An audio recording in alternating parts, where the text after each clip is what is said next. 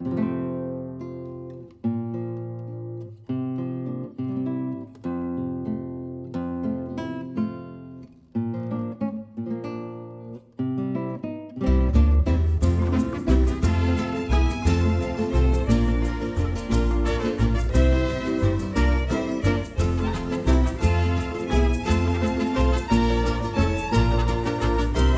good evening. This is Barb Bacon. I'm a community advocate here in South Charlotte. Generally, I drive people around and to doctor's appointments, and I'm getting ready to have my sign-up list for taking people to vote.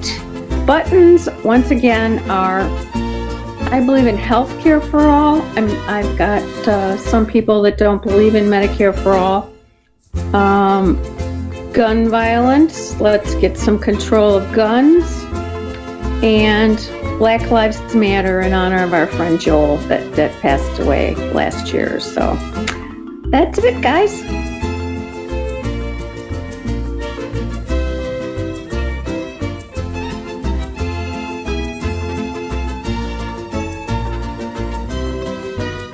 Hello, this is Jenny-Jaymes Gunn. I am a community advocate here in Charlotte, North Carolina for LGBT women's rights with the National Organization for Women, gun sense laws with Moms to Men Action, and anything that extends equity to all. Thank you.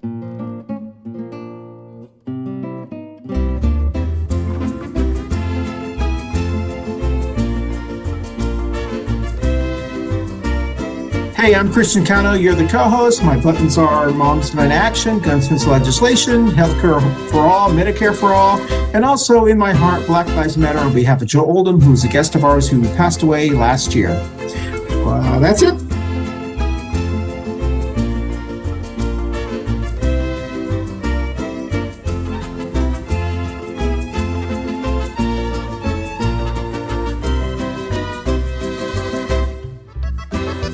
Good morning, everybody.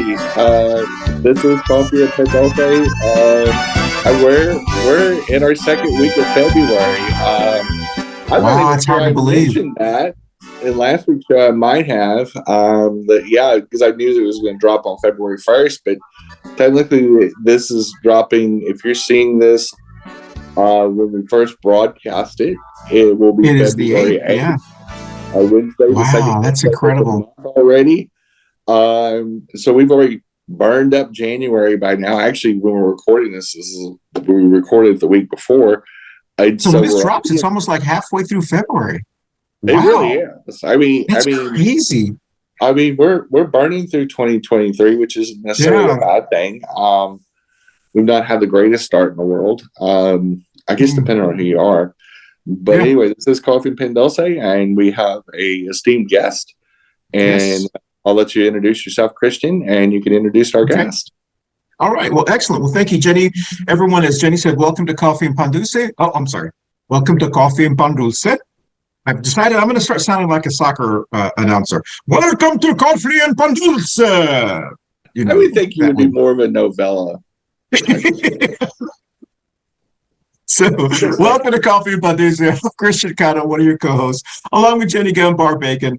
Barb is still getting her house worked on or something going on, so she's not going to be joining us today.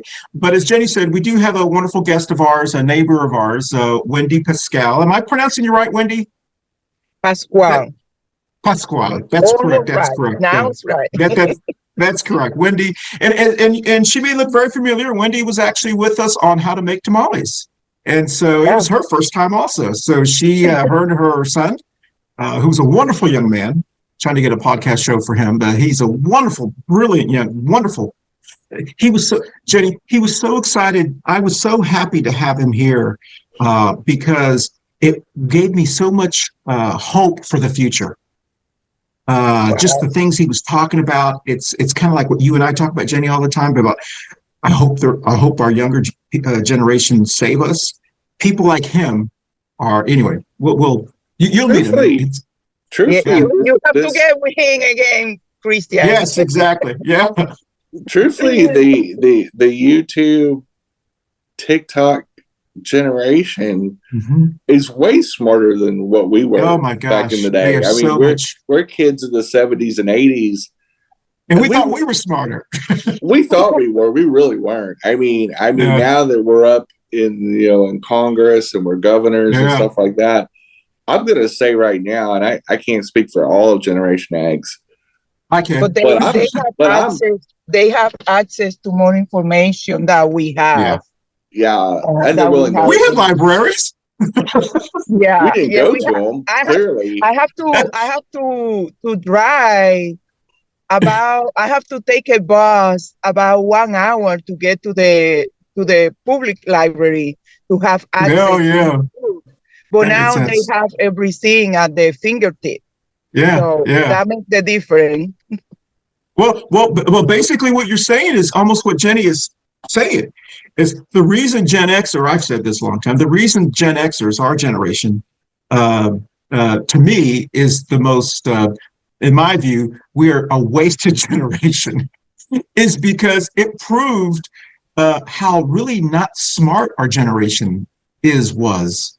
We're really, anyway. I don't agree with you. I don't agree with you because we are one level for the next generation. If we don't exist, they cannot go. They won't be able to be where they are because we create a platform. We create a platform for this generation. So that's a good point. That's a good point. I will agree. All right, you win. Okay, so we're gonna as those who are watching the show, as Jenny said, I want to thank everyone who's joining us on Facebook Live, but also those who join us on YouTube and the thousands who listen to us on their favorite podcast platform. Wendy is with us because I invited her to come on here, and we also have a neighbor of ours here in Charlotte, North Carolina, who will be joining us here as we speak. The ladies that were going to be joining us from Save Our Schools from Sarasota, Florida, who have been on this show several times, got the dates mixed up. So we're hoping to get them on. I don't think they're going to join us, but they think, as Jenny said, we actually tape now in advance and we drop it a week later. Very complicated. All right. So today's topic is part 2 of Movement to Save Traditional Public Schools from MAGA Moms for Liberty. It's a really long one. Since Wendy has someone in CMS, a child in CMS, and Iris as well, we thought it would be nice to have 2 Latinas with students who can talk about this. But before we do that, we're going to talk about Barb's current events.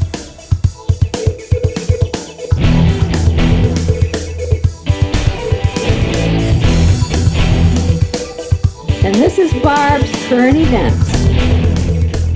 All right, here are the 3 Barb's current events. I got them just for you, Jenny. You ready?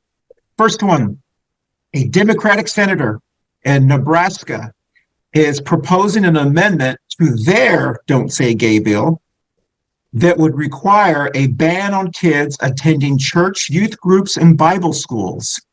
She says she knows it will not pass. She wanted to prove a point, and if she had the votes for it, she would pull it because she doesn't believe that it should pass.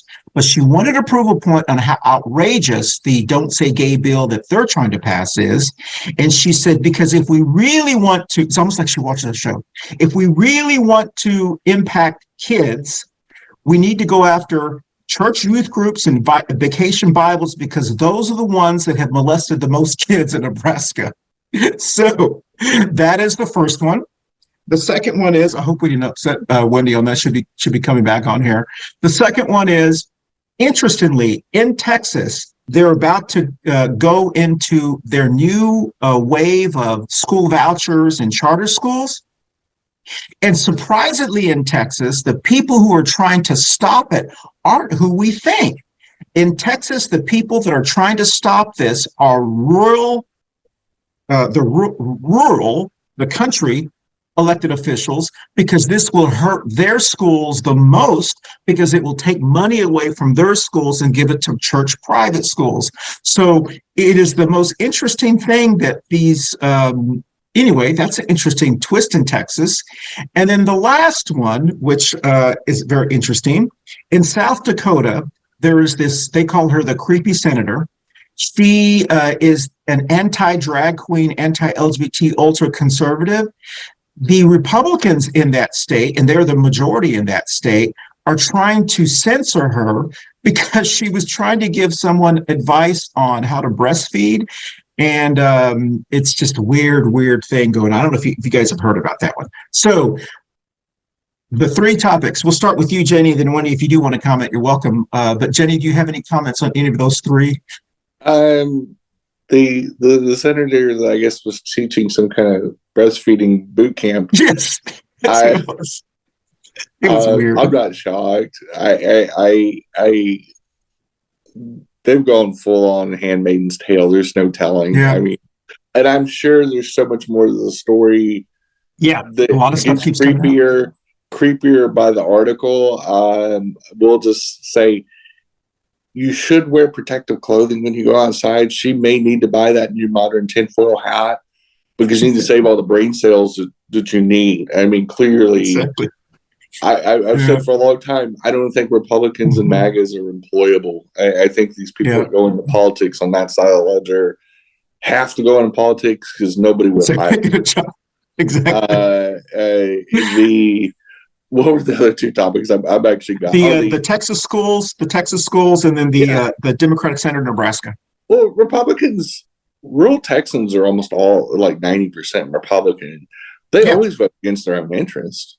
I mean, this is nothing new. They're the ones that put these bozos in the office just this last fall, because Texas had statewide elections, including the executive branch.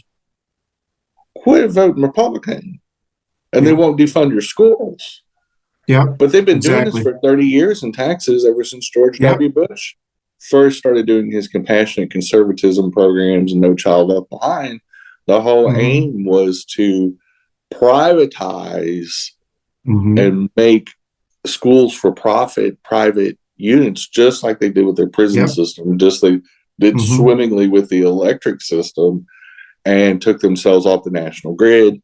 It's worked so well for them. 2 people are dead this week because of this. You know, they're literally these.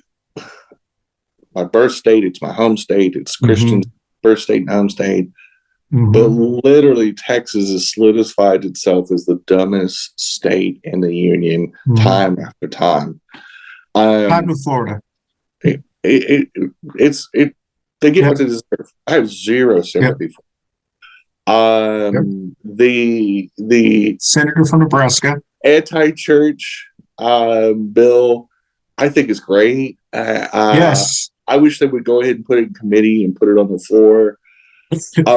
There's a lot of truth to it. You know, it's one of these things where it's intended as a facetious joke in a certain way to do something to prove a point. As crazy as the Republicans keep doing. But then in a lot of ways, every time that we read about a story about a child being groomed and molested, it's not by a drag queen. It's never a drag queen. First of all, I've scoured the internet trying to find a drag queen story that's molested a child. Doesn't just happen. One. I would like to. I don't really want to find one because, obviously I don't want to. They would jump on it. Assaulted. I don't want to see anybody assaulting any kids. But time after time again, we've seen it here in North Carolina. On the other show. Is that 99% of the time it's Republican Christians, typically a married couple, typically a straight couple. And they usually either work in the schools, they're a police officer, church, military, and a whole bunch of good Christians tend to be the groomers and pedophiles because they're also in authority positions. They're also in a position to where there is a assumption of trust to where they get access to these kids. Whereas drag queens, they perform for a few minutes at a time. They trot out. They do their routine, their lip sync, their comedy routine. They sing a song, they dance, whatever. And then they go off the stage and the next queen or king gets up on the stage. So it's not, groomers and pedophiles have to usually have access to somebody more than 5 minutes. And it's normally built up over time. They usually know the family. And so it's it's not like they just run into a bathroom and molest some kid. It's not how that works. That's why the bathroom bill is so stupid. It's why these don't say gay bills are so stupid too, is because it's typically not somebody trying to convert these kids or do it's usually done by somebody they know. Good point. And they have influence over the child, and they have the ability to get the family and the child's trust. And then boom, that's how a lot of sex crime happen. Good point. Let me see if Wendy wants to comment. Wendy, you don't have to, but do you want to comment on any of those in 30 seconds or less?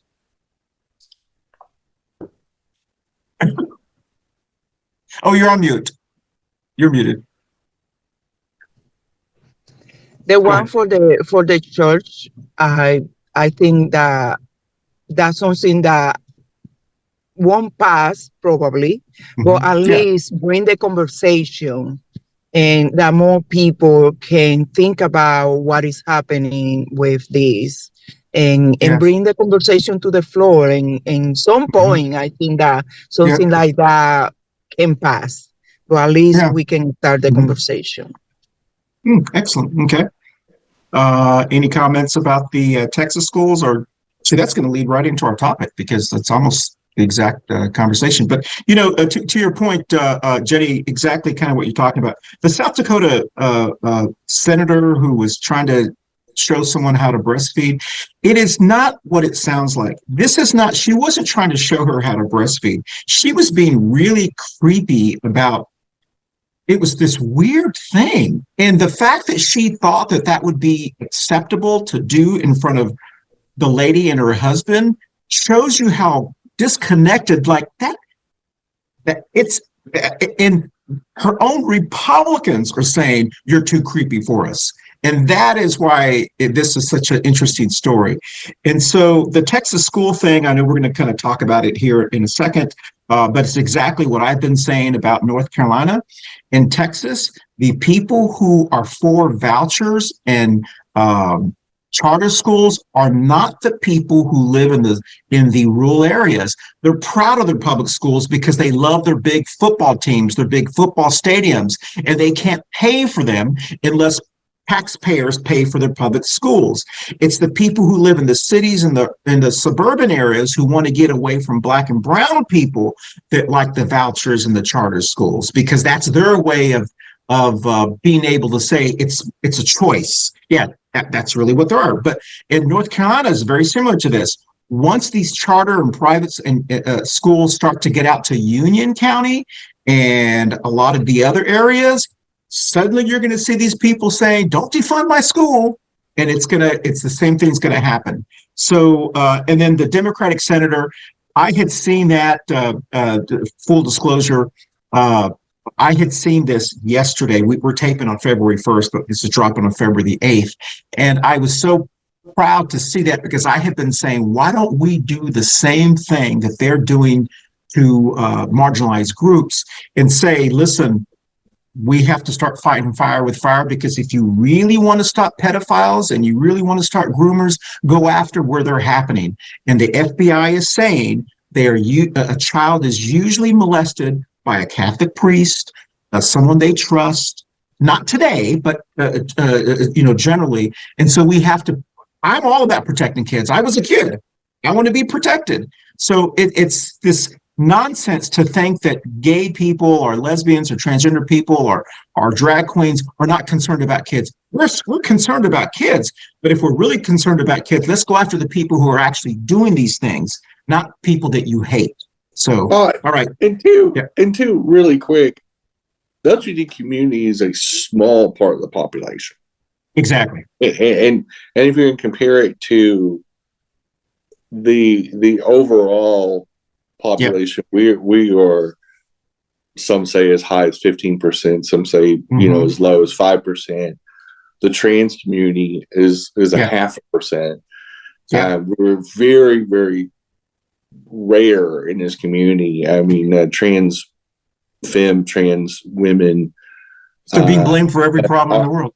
every problem in the world, and we're trying to be linked to drag queens now, but we really are only 1 out of 400 people in the United States.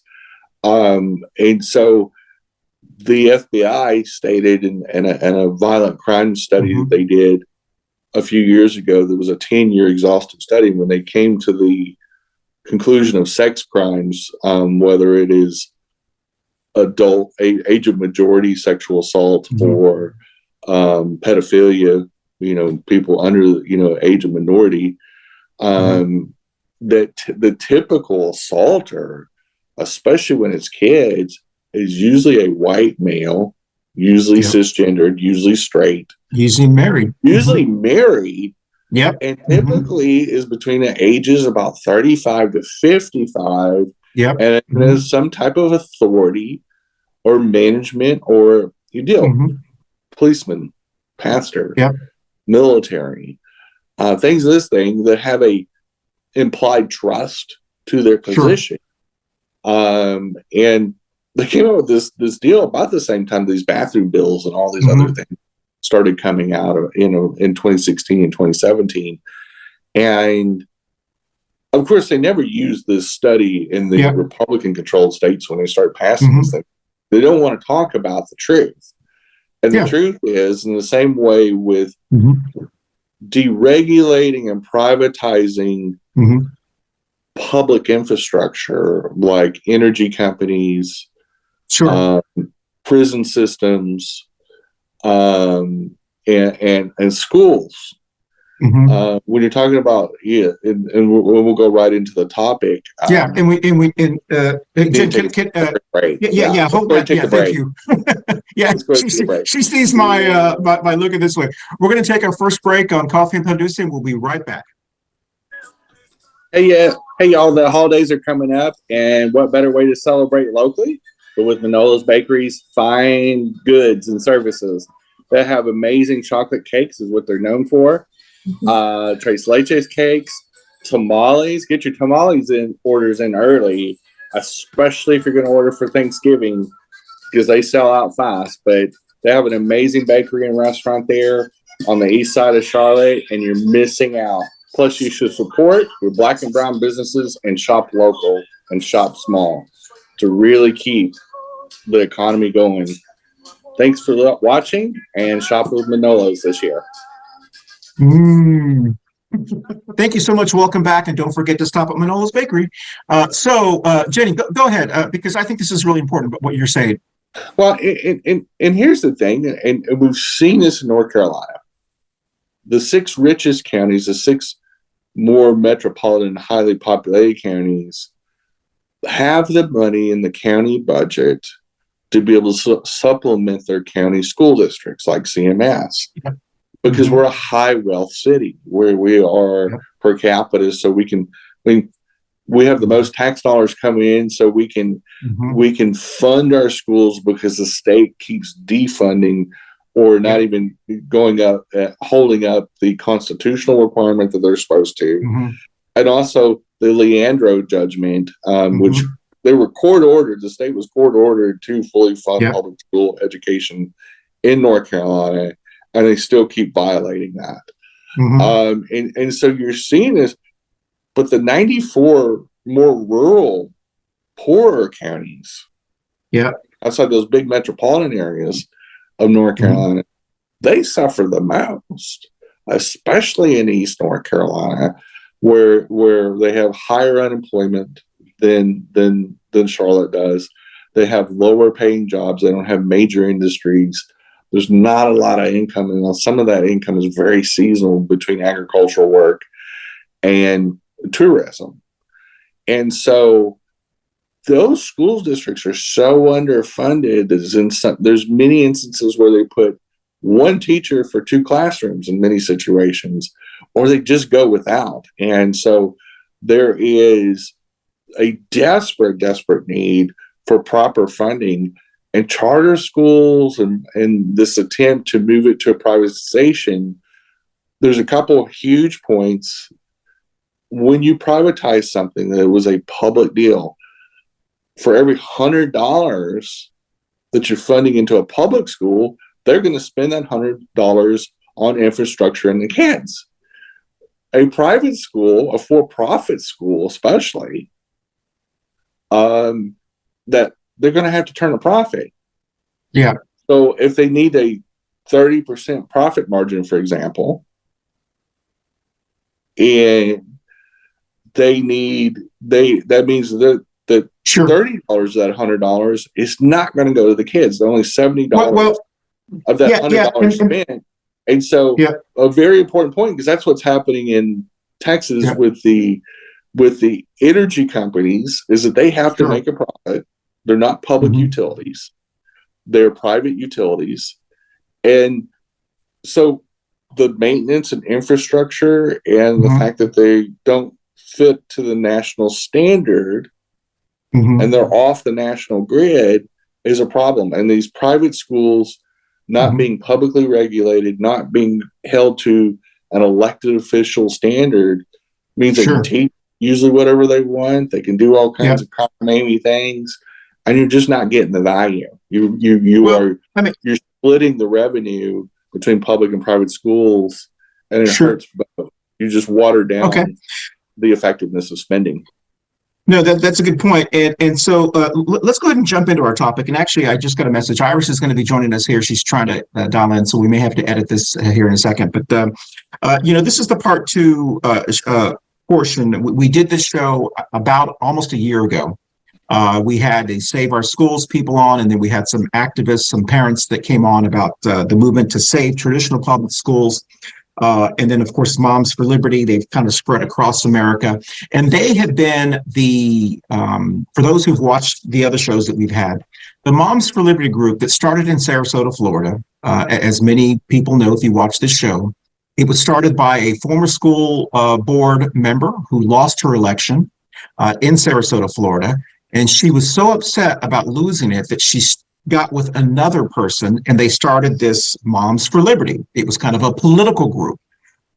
They started because they wanted, and then Ron DeSantis' campaign kind of met with them, and they said, hey, this could be a nice political arm for us. So they are kind of considered to be the women's Proud Boys. So they're like the Proud Boys, except they're like the women's version. But they have tried to come across as if though they are like parental rights, parental freedoms. They want to know what's going on in our public schools. They demand more input in public schools, and that's kind of how it started. The reason this is really important, because when this started, and we were on we had them on the show, they warned us that Moms for Liberty and this movement is not about woke. It's not about gay. It's not about those kind of things. What it's really about is destroying public schools because they believe they can make money on having their own schools. And there are these for-profit companies that are going across America trying to destroy public schools so that way we can go to have private prisons, to have private schools, except they're for-profit schools. And they're funded, they've been funding a lot of Republicans who run for office.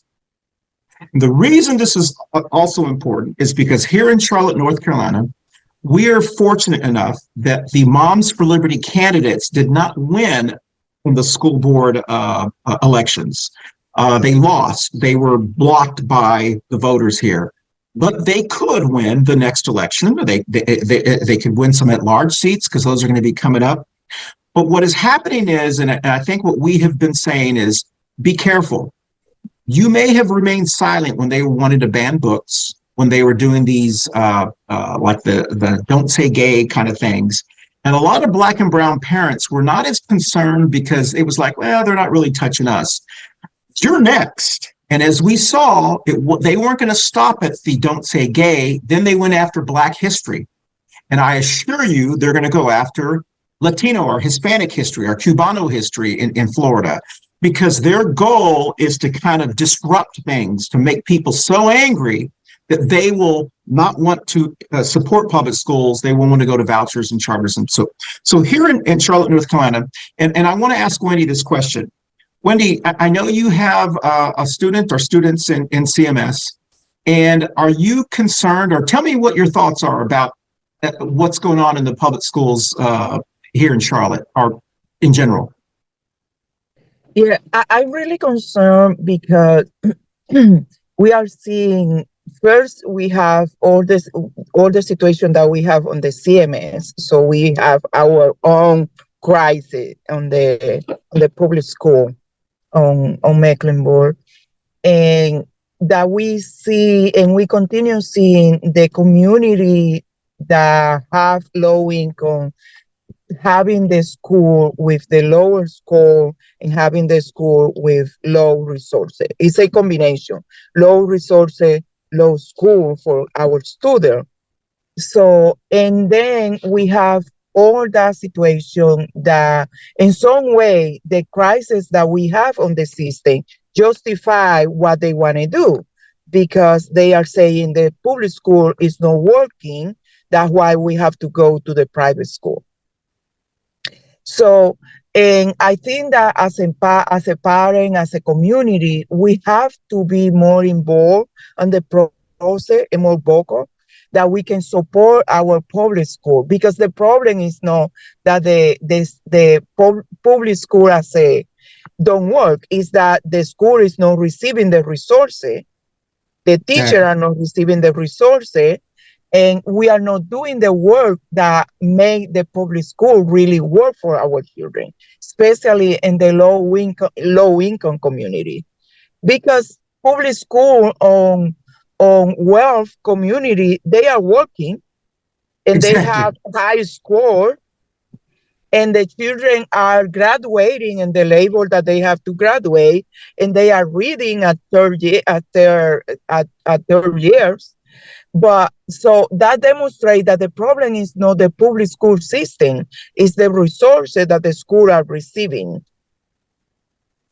And the staff and the personnel and the thing that how is different in a school on a wealth community to a school in a low income community. That is the question that we have to make, and how we can close that gap. Yeah, and you bring up a very important point, Wendy, is when we defer this revenue from a public school system to a charter school or a private school or anything like that, whether it's school vouchers or just direct funding,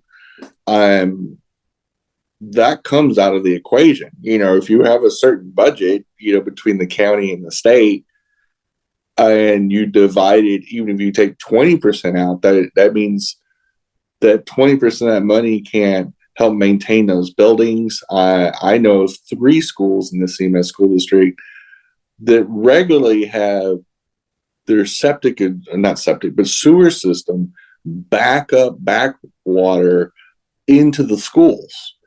There's one or 2 schools that have very deficient air filtration and HVAC systems.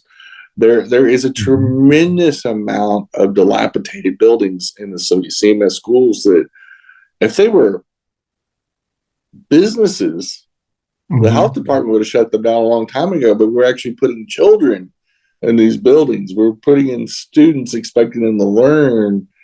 And there's times where there's certain buildings in CMS where they have to evacuate the building as they pump the sewer water out of the building.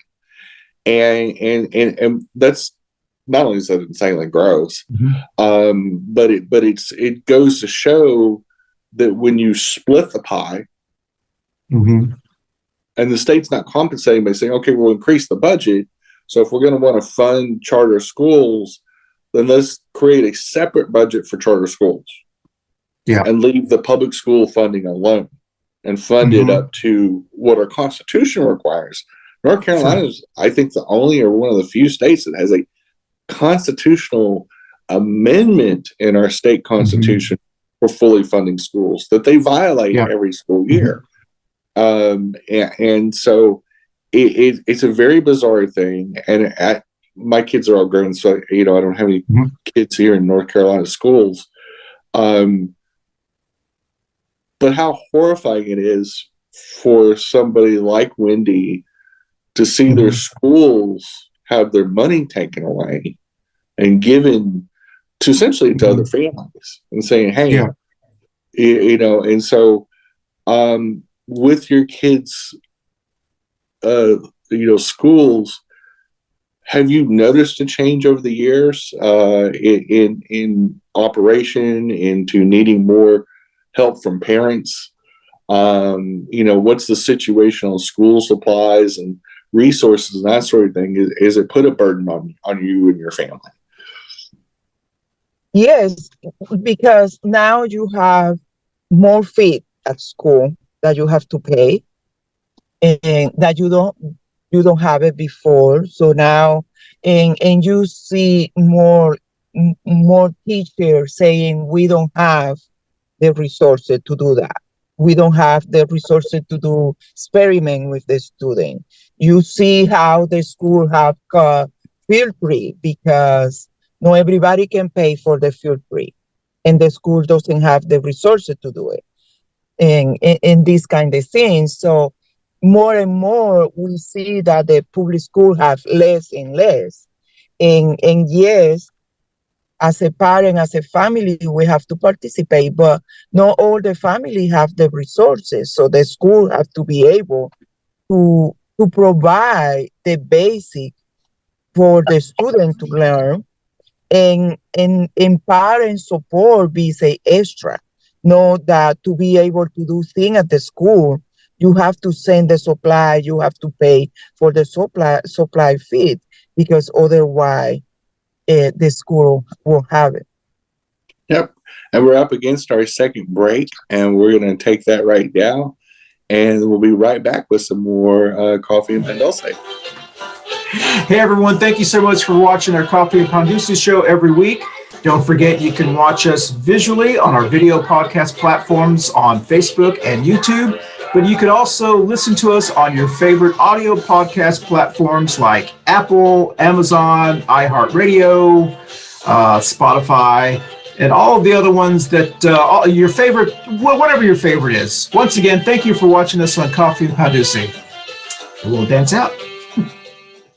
And we are back. Welcome, Iris, to the show. It looks like you have a little helper there, a little one. And so for the people that are listening on our audio side of our podcast, they can't see any of us because they only hear it. And but so I'm giving a description that looks like Iris and a very young child. And welcome, Iris, to the show. Thank you. Good morning, everyone. Good morning. So, Iris, today's topic is part 2 of a show that we did about a year ago. It's called The Movement to Save Traditional Public Schools. And we've added from MAGA Moms for Liberty, because we've been talking about the Moms for Liberty movement and so forth. And so we were asking Wendy what, kind of her concern was, and we'll ask you kind of the same questions. I know you have a child or children, or I'm not sure exactly, in CMS schools. Are you concerned about, or I guess I'm just asking, what are your concerns about public schools?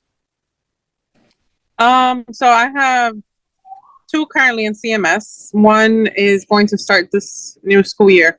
My concern is there are so many changes that are causing confusion in children, and it's something no parent wants, any more confusion to what already is going on in the rest of the world. And with changing, what kids are being taught, there's no reason for that. It's something that we grew up learning, and all these new things that they're changing is just unnecessary. Like I said, it's very confusing. And now, my kids ask me something, I am confused. I'm like, wait, what are you talking about? So I'm having to relearn stuff that they're trying to teach them now. Sure. Other thing, all the changes they're making, not only in school, outside, that are so unnecessary, things that we always lived with, that they're just now changing and taking offensively. It's just unnecessary things for them. Oh, I see what you mean. Yeah. Yeah. But that's a good point. And this is why I was a little concerned. And it's great to have 2 parents on here, because I know Jenny was a parent of public school kids, and Jenny, you can tell me your feedback as well. But this is my concern about, like, the Moms for Liberty group. The Moms for Liberty group, they're very strategic. They're not they're loud, but they're a political group. They're a Ron DeSantis political group, starting from Sarasota, Florida. They're very smart on how they do things. My concern is they know that there are parents like y'all that have concerns, and especially parents of color, because you're the majority of public school kids are parents of color, are kids of color. They know that there are some concerns, and what they're doing is they're coming in and saying, we have concerns. We're parents like you. We have concerns. And the reason that there are these problems is because we don't have a voice. We don't have a voice in public schools, and we need a voice in public schools. And we're going to help you fix those problems. And the first thing we're going to do is we're going to take out these terrible books because they're poisoning our kids. We're going to make sure that we're going to pass these Don't Say Gay bills, so that way a kid from kindergarten, because no one should talk to my kid in first grade about sex. So we're going to ban that because we know that's not really an issue, but they're going to scare people. Instead of saying, we know the problem is we're not funding public schools. They never tell you about, we need to fund, we need to pay teachers more. We need to do these. They talk about other things, and there are parents, I think, that innocently, who care about their kids, they innocently say, you're right, maybe that's the problem. You know what I mean? I mean, tell me what y'all think about that. I mean, is that something that Jenny, you go first, and then let's jump into the two ladies here. The one thing I noticed, and I raised kids in public school systems in two different states, Texas and Missouri, over a long period of time. My oldest is in his 30s, so my youngest is 22. And the biggest changes I saw over time was how school districts were putting so much costs on the parents. There was so much less basics taught in schools. And I spent a long time, doing, anti-drug education, which I totally get that in a certain, but it got to the point where I remember when my youngest was in elementary school, and they were having almost these pep rallies almost every day. And every week we had one on Monday and Friday, which took an hour and a half out of class time. And say no or something like that. Was that say no? All these. They thought they needed to address all these social issues. Sure. I'm like, I'll address the social issues with my kids. Yeah. As far as drugs and sex and all that. And I don't really worry about them in elementary school. What I want them to do is learn how to read, write, basic history, basic math. I want them to grow into competent teenagers and then eventually competent adults. But you need that baseline read, writing, arithmetic, science, history, all the things I learned in Texas public schools. And I turned out mostly all right. But these basic foundations of education, critical thinking, being able to analyze a problem and use my logic, I learned a lot of that in public schools. And we didn't have pep rallies, and we didn't have all these conservative, crazy social engineering things. They didn't worry about what books were in our library. They didn't worry what teachers had in their own classroom library. They hired professionals and screened professionals to let them do their jobs. And if you're going to have teachers, if you're going to hire them, put them through the student teaching classes, have them spend all this money on this education, all this money on screening, and then still micromanage them, which is what Don't Say Gay ultimately does. It's not really just about the LGBT deal. It is to strip libraries of tools. It is to ban teachers from having their own personal library and sharing books with kids. And it has nothing to do with sexuality.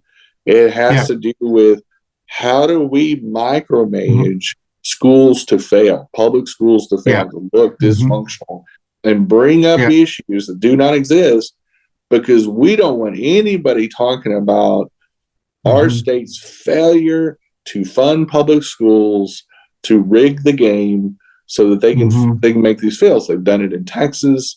Sure. Texas is 43rd in public school funding. They spend $77 per kid. Yeah. The national average is 11,000 in a high wealth state. But that's excellent point. Hey, Wendy, you want to comment on I mean, you don't have to, but I mean, do you want to comment on what they're trying to do? I want to go back to what you mentioned, how the Mom for Liberty are manipulating the information. And I think part is low involvement of the parent of the school. And I think this is something that we as a parent and the school board and I think that we need to create a movement that bring the information, the other information, the information that Mom for Liberty are not sharing with the community. And it is what we have been talking. If we defund the public school, the problem is not the book, the problem is not the information that the teachers are providing, the problem is the resources that the school has. Yeah. So, and we need to create something that we can bring that information to the parent, that when they hear about what they are saying, they can say, yes, but this is the problem, and how we can get involved and how we can participate on making the public school better. Because again, as Jenny was saying, we can have all the charter school that we wanted and private school that we wanted here on Charlotte in the urban area. But what happened in the rural area? Yeah, exactly. Yeah, good point. Iris, do you want to comment on any of those before we take our last break here in about 3 minutes? Yeah, but I'm sorry, Jenny? Yes. Okay. That is something so big, where why aren't they just focused in the kids' education? They're adding so many extra things. It's our jobs as parents to teach them at home, not the schools. Excellent. But then the other thing is that, everything, technology has evolved so much. And they try to implement all that stuff, but they're doing extra things. And other part about I think another thing is that parents, I'm gonna say Latinx, Latinos, the way they are brought up, or even me, parents were not very involved with the school. Exactly. And then now it's they come to the United States and it's a language thing where I'm not going to go because they probably won't be someone that'll speak Spanish, and I won't be give them my point of view or anything, or just the way they were raised. They didn't see all the things that we see in America, technology wise, and maybe all the problems. And I mean, right now with social media, everything is out. Everyone knows everything because of social media. I'm not laughing, but when this is completely sidebar, but I can tell you have a child because of the hand wipes. Those who aren't seeing this, who are listening to the show, you didn't get what I just said, but it's like such a typical parent. Sorry, go ahead. I'm sorry. Log in. Password wasn't working, and he grabbed my cup of coffee and he spilled coffee all over his hand, so his hand was red. I ran to the back to take his back off, put cold water on it. But anyways, I don't know, it's so hard. I think we're living through very hard, and it's so important for us as parents to be our children's advocates and talk, because they don't know how to do that, and they're not supposed to. And this is questions I have, and Jenny, and because you had kids going through school. I've never had any kids, but I was a kid. And when I hear the Moms for Liberty people who are saying parents need more voice, parents need to get involved, I remember growing up, parents can get involved. You can join the PTA, You can volunteer at your school. You can talk with your child daily after class, what happened with school today. So it gives the impression that public schools are saying, no, you can't get involved. They want the kids to get involved. They're saying we need more parental involvement. And that's the reason, to me, this Moms for Liberty thing is so bizarre, because I'm like, what schools don't want parents involved? Well, and here, this goes back to something I say all the time. Sure. The far right, the alt-right, always sprinkle in a little bit of truth with a big old whopping lie. No school district's going to turn down volunteers to help with the school. Exactly. Teachers always need help making copies and stuff. There's so many little things. In fact, in the part of Missouri I lived in, they had a program called DOGS, Dads of Great Students. And it was male figures, uncles, grandfathers, dads, stepdads, so on and so forth. The male role models that volunteered in the school to help with security. It was in response to an Arkansas school district that had a brutal high school shooting. One of the dads in that district said dads need to get more involved. They need to pick a day that they want to volunteer. We're going to organize it to where we have dads in every school building in the school district every day of the school year. And it was fabulously successful. And now, by the time that I got involved with it years later, I was the Jonesboro shooting back, I think it was in the late 90s, early 2000s, not too far removed from the Columbine shooting, to give, clarity and context. And so one of the nice things about those type of parental, and like you said, PTAs, PTOs, volunteer groups, lots of moms groups, they've always been involved with schools. So it's always been a partnership between families, the school district.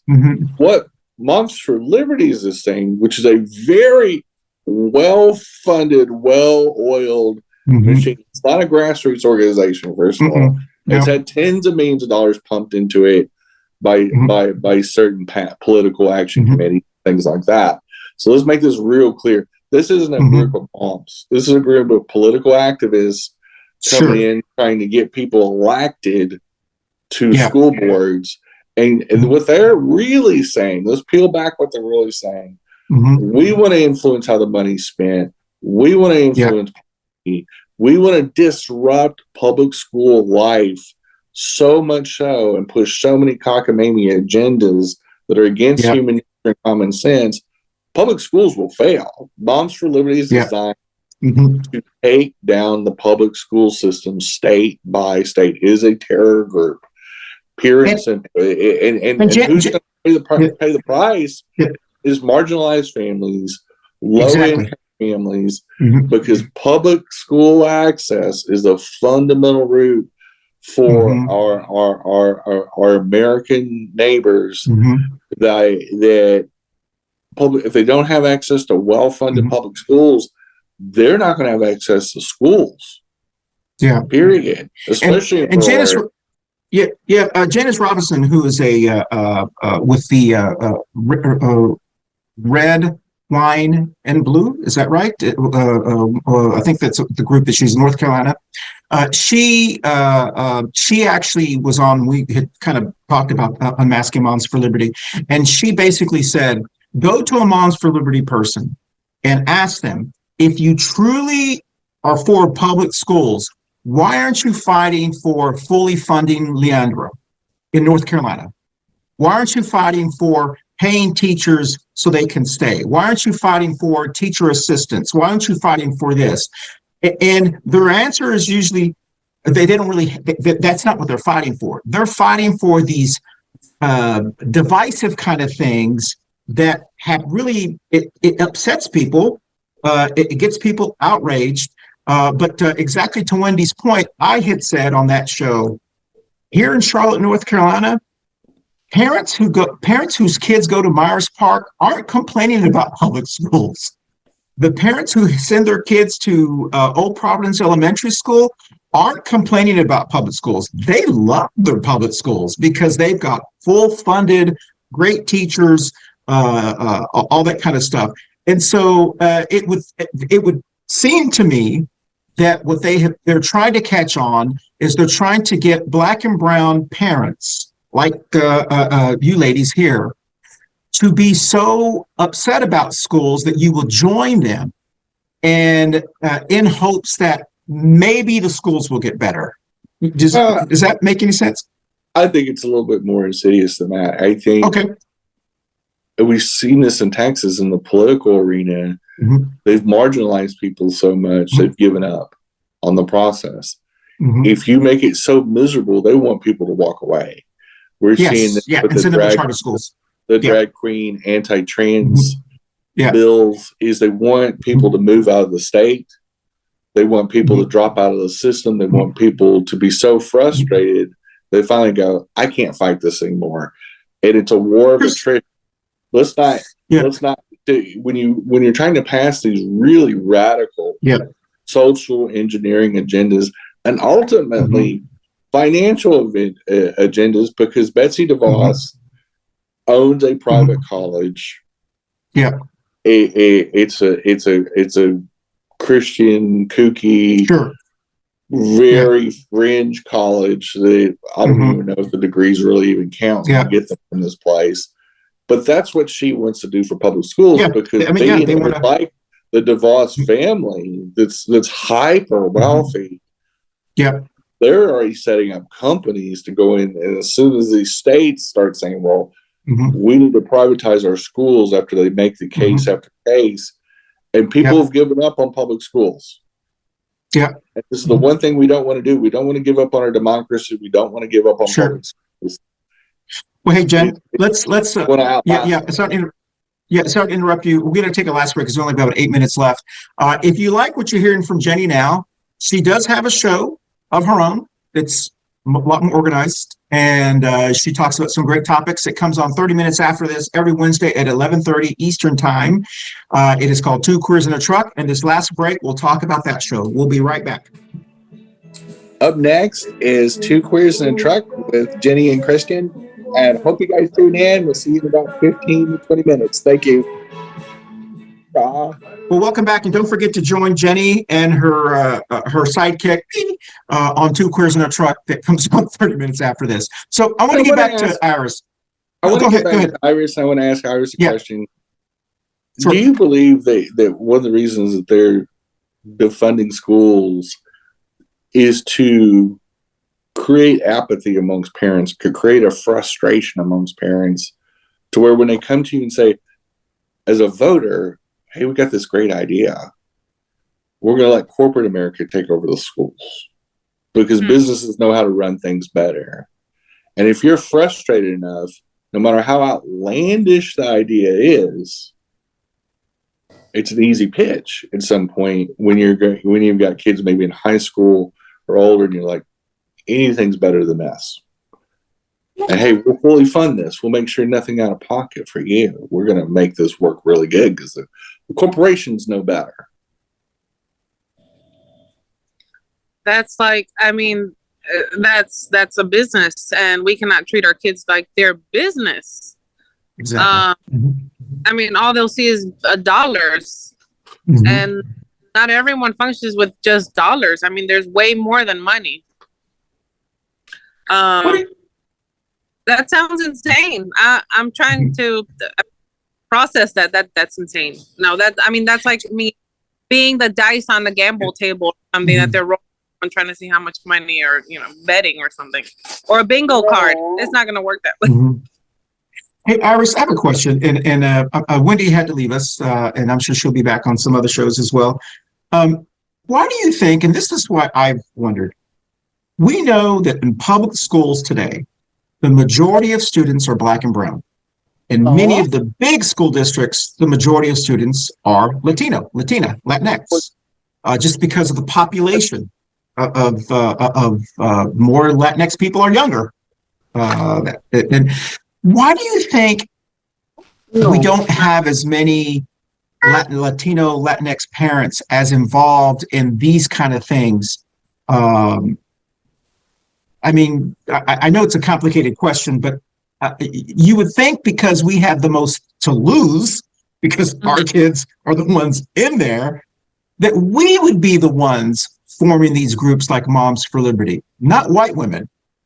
You know what I mean? I don't know. I mean, are there? Yeah, I mean, when you go to a school, a school function, you don't see that many Latinos. Why? Because they're always working. Latinos are always working. That's one of the biggest things. And the language, a lot of them don't understand the language, or they don't understand what's even going on. Sure. Another a cultural thing, I think, is we like to be called 10,000 times. You know, I don't know, but I feel like it's a cultural thing. If you're not pushing me, like, Iris, are you coming? Are you coming? I won't come, because I mean, it must not be important if you didn't ask me 10 times, right? I mean, yeah. That's a big problem. Yeah, like I told you, Christian, please send me a reminder, because I have mom brain and I'm always doing something. If you don't remind me, I forget. I can put it on my calendar, my alarm will ring, and then I'll just ignore it. Like, oh, okay, I'll get to it. 5 minutes later, I completely forgot about it. But yeah, the language, and I mean, a cultural thing. It's our children's education is not a priority. Okay. It wasn't for my mom's mom. And also the country, maybe, or the part of the country they're from. My mom's was, but let's say, for example, his family's from Mexico. Education was not a big thing for his parents, and it wasn't for him. Sure. Yeah. So I think it's a cultural thing. Yeah, I mean, what I've noticed, I completely agree with you. What I've noticed, and this is all anecdotal, is that the right term, Jenny? Am I pronouncing that right? Anecdotal. Yeah, I mean, I have a hard time using it. What I've noticed is I've noticed a lot of Latinx families, or many Latinx families, not all of them. They tend to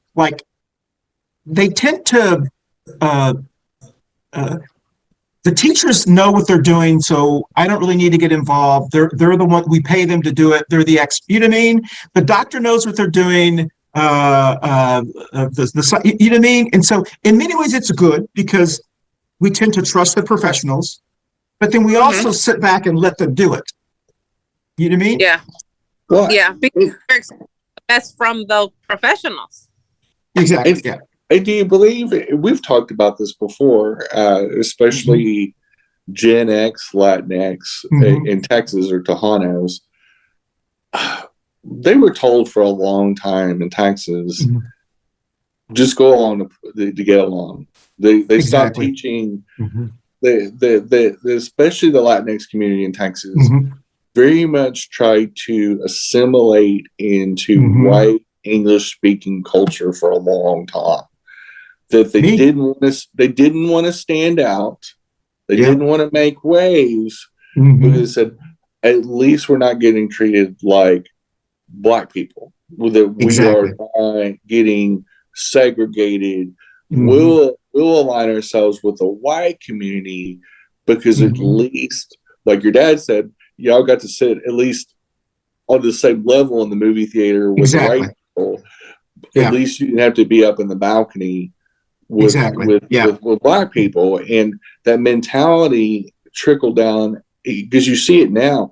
Many Latinx communities in Texas vote at very low levels. They don't want to stand out. They don't want to make waves. They don't want to push the envelope. You see very few political Latinx activists. The Latinx office holders, like Gonzalez, for example, is a very much go along, get along Democrat, doesn't want to make waves, is kind of conservative himself. And I just know from my upbringing in a very Latinx dominated city, like San Antonio, for example, that I spent a lot of my life in, there's this weird dance of, hey, we want certain things, and if we get those, we're okay. We'll trust the public officials because we kind of have to, and we don't want to be singled out.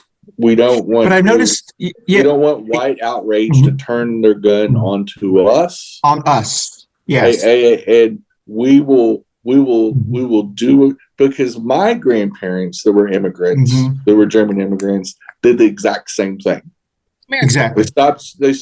You know, the youngest 3 kids in my dad's family, and he was one of them. They were all born in or around World War II. And we know what Germans were doing in Europe during that time. You know, there was that's a good point, Jedi. Yeah. And so many German communities in that era stopped teaching their kids German, stopped celebrating culture, assimilated as much as they humanly can, to not make waves, because they didn't want to get rounded up like the Japanese and the Japanese Americans. And so I think you've kind of seen that with a lot of Latinx families, whether they're first generation new arrivals or even third or fourth generations. How do we fit in the system? We also are working a lot. There's a big value of hard work in the Latinx culture, you know, and a big investment into their families, not so much education, but family traditions and things like that, that also divide that time. Like she said, she had mom brain going on. And so there is a lot of, they're not bad priorities, but they maybe are different than getting involved in what I call political activism, and that Anglo or white families are all about, especially conservative white families, are all about flailing their arms around and controlling the political system. And you know, Jenny, you made a very good point. We've run out of time, and I may have to edit this out. We'll see how this works out. But I do have one last question for Iris. But you made a very good point, Jenny, and Iris brought something up. Every culture and every family is different, so we can't assume, and it would be bad to assume, the way white parents volunteer in schools is any less or greater than the way Black parents or brown parents. Your involvement in your child is different. Yes, white parents may pick up their kids every day after school, or go and volunteer after school, be a member of the PTA, but there are things that they probably don't do. Maybe they don't spend as much time at home with their kids. You know what I mean? So my point is, just because a Latina or Latino or Latinx parent is not at a PTA does not always mean that they're not involved with their kids' education. It just means they have to do it differently. You know what I mean? Because I was raised by a single dad who raised 4 kids. My dad never went to a PTA meeting. He couldn't. He worked. He had 4 kids. He had to work late. That's what he did. But he was involved in their education. He always made sure that someone was asking questions. What was my Thea or someone? Hey, how's school? How's classes? How's things going? So, you know, what's good for certain people, like white parents, and I'm only using them because these are the Moms for Liberty people, does not mean that can work for other individuals. You know what I mean? Single parents, for an example. And so I do think that it is kind of unfair in a public school setting for us to gauge parental involvement based on just white parents, because they have the luxury, the privilege of being able to do certain things that other people don't. And so anyway, that's kind of, I don't know where that went, but I was thinking about that when you were talking about that, Jenny, because you know, I don't remember, my dad never went to a PTA, but all 4 of us kids were very involved in schools. You know what I mean? I also think, and it's kind of like the cart before the horse thing. Yeah. If white people predominantly made the rules, yes, white people structured these systems to suit what I call white or European culture. Yeah. It's needless to say they did these things for a reason. They've made and rigged the game before it was played, and so it's not an accident that a lot of these things happen. Conservative white culture is is always thinking about the long game. And if they know that other cultures, you know, in the fabric of American, the American melting pot, they know other cultures. If we suppress certain things and we make it harder for them to participate, it just keeps us more in control. And you've seen this with voting, and you've seen this, is that if you make it more white centric, you know, only they're speaking meetings, only in times they're going to be harder for Black and brown families to attend. If you're going to make it, again, if you frustrate them to a certain point, they're not going to get families will go, I've already got to deal with this. This is our priorities. Our priorities are our family, our faith, our businesses, our work life, feeding our families, and I call them the white devils, know this. They know they can disconnect people. Then and then you know, after a while, a lot of these families, because you just saw this in the Texas election. And where they did re-elections on a full slate of everything top to bottom as far as the state offices are concerned. And we saw 9 million Texans vote. We saw 11 million eligible Texans not vote. And I'm going to say a lot of them are Latinx voters. They've done such a good job of disconnecting Tejanos from activism in that state. Even just registering and voting is a way that white culture has disconnected, or they haven't gone out of their way to connect with Latinx families in the schools. That's why when we had Janice on the show, what I had shared was, to me, the biggest red flag about groups like Moms for Liberty is that these Moms for Liberty group here in North Carolina, especially in Charlotte, they are trying to impose what's best for Latinx families, Black families, gay families, families that may have a transgender child. They're trying to impose how to parent without even asking those groups. So they're saying, I'm going to tell you what's best for a young Latino or Latina in schools.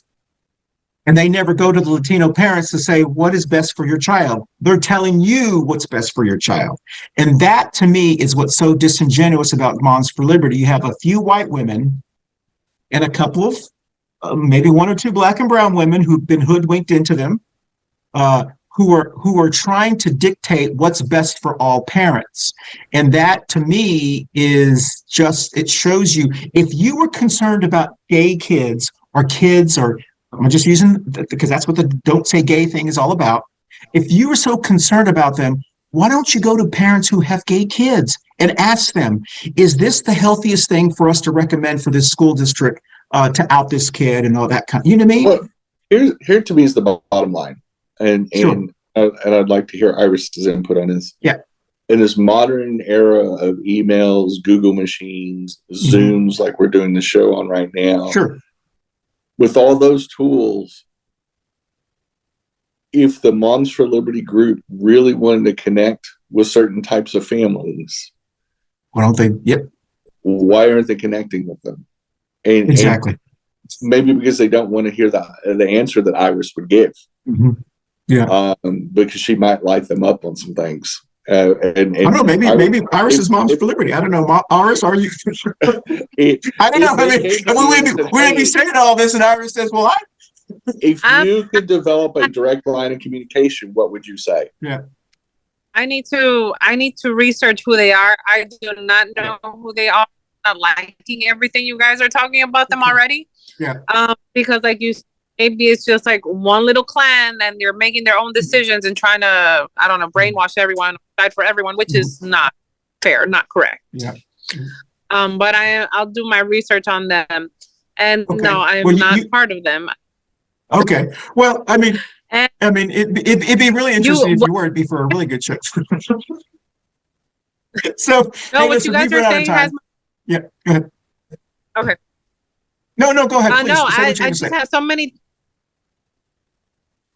What you were saying about the American culture, the American moms, yes, they do everything so much different than we spend more time at home. I mean, cooking, making a big meal, a different menu for each child. That's how we satisfy our children's needs versus American going to the PTA and that's it.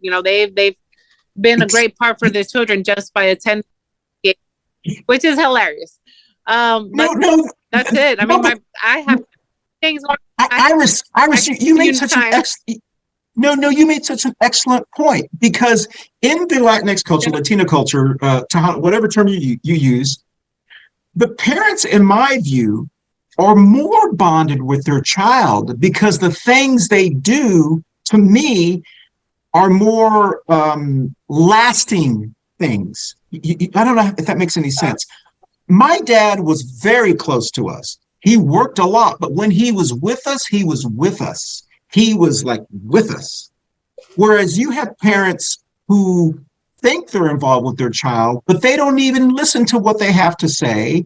And so for me, it's like, just because a parent doesn't go to a PTA, if you want to, that's even added advantage. But a lot of the Latina moms that I know, or even Latino dads, are very close to their kids. And so I don't think it's as necessary. This is what I think. It's not as necessary to pass these social don't say gay type of things, because they are aware of what their kid is going through. And if they're not, maybe they need to get closer to their child.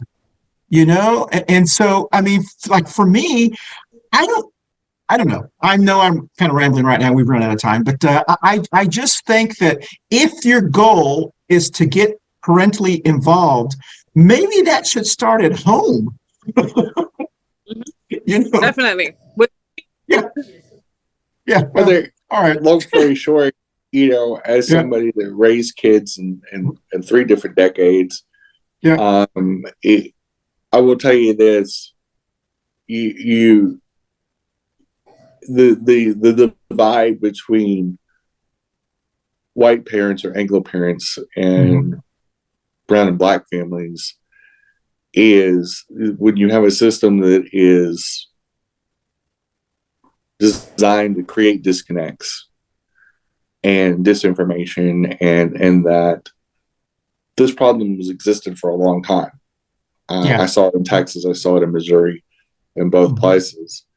And when you have a system designed by white people to benefit white people the most, for people that want to hang on to political power desperately, which is white America, is they're going to create as many systems and political action groups and activist groups to keep them in power, which also keeps them in the money. And the old saying, he who has the gold makes the rules. That's the real golden rule. But if you want to learn more about, there's a lot of things on Facebook. There is a Facebook page called The Truth About Moms for Liberty. There's many other deals that literally can educate you on that. Do your research on Twitter. Do it on Facebook, do it on the Google machine.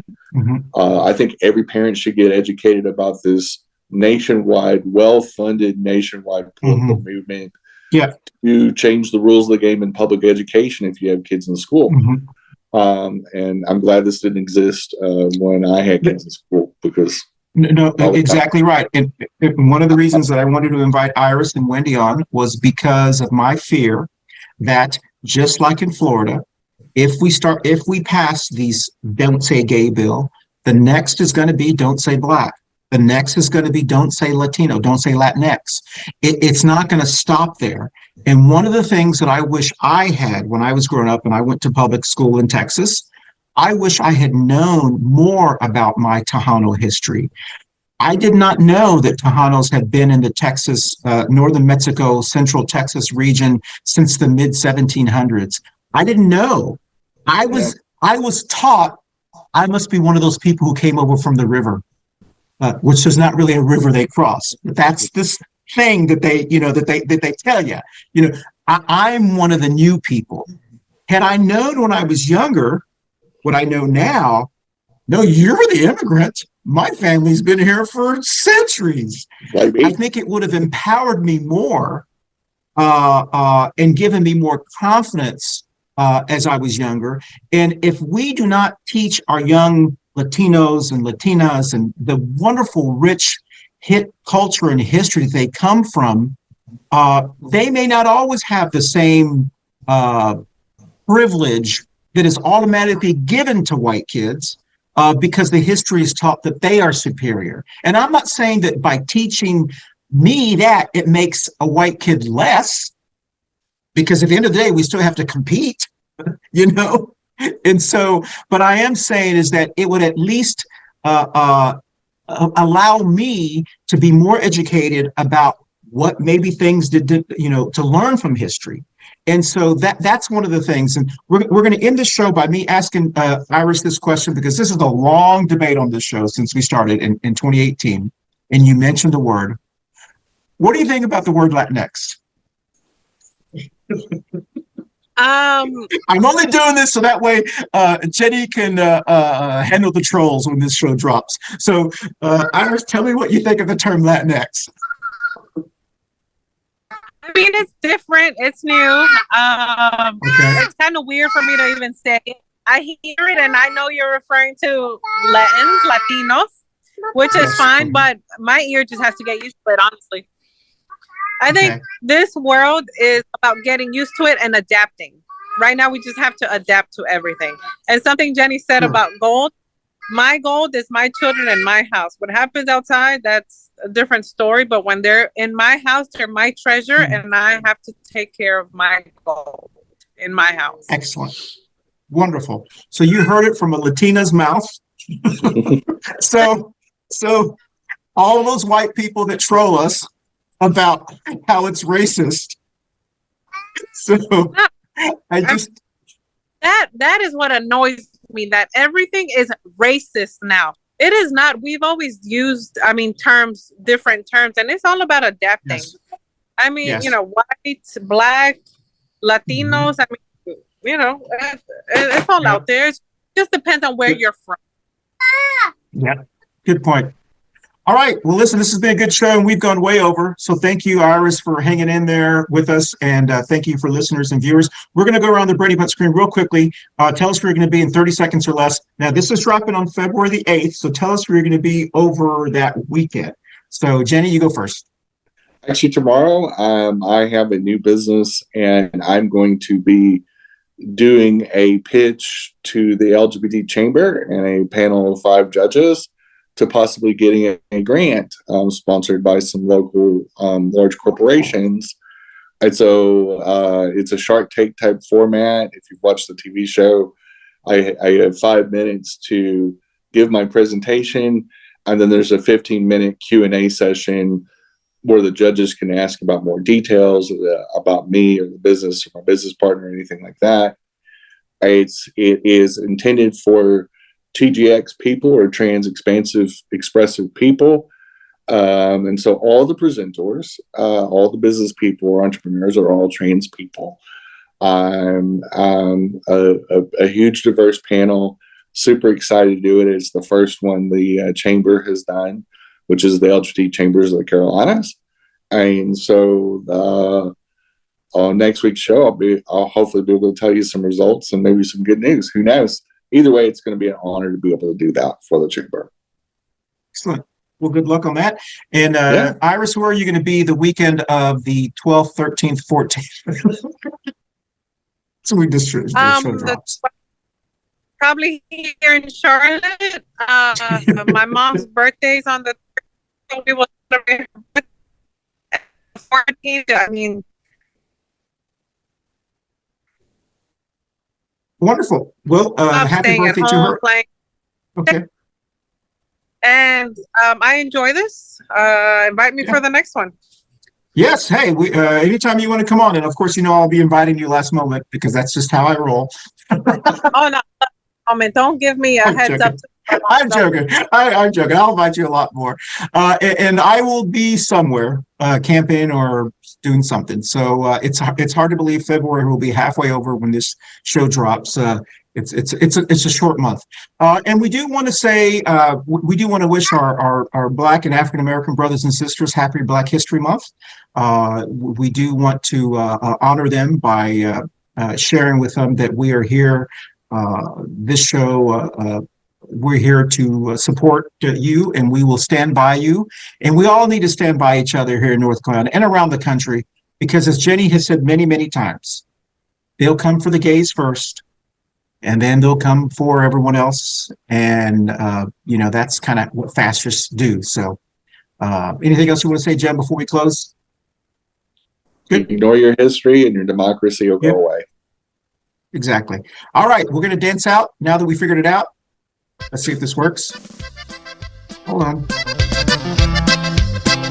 Bye, y'all. See you next week on Coffee Pan Dulce. It's my little dance. Hey, y'all. Thanks for watching every week or listening on our podcast platforms. We appreciate your listenership and viewership, and we'll see you next week. Be safe out there. Bye, y'all. Hey everyone, we just want to wish everyone a happy Black History Month from Coffee Pan Dulce, and we will see you in our next show. Bye, y'all. Thank you. Next up, thanks for watching Coffee Pan Dulce. Next up is Two Queers in a Truck. Stay tuned.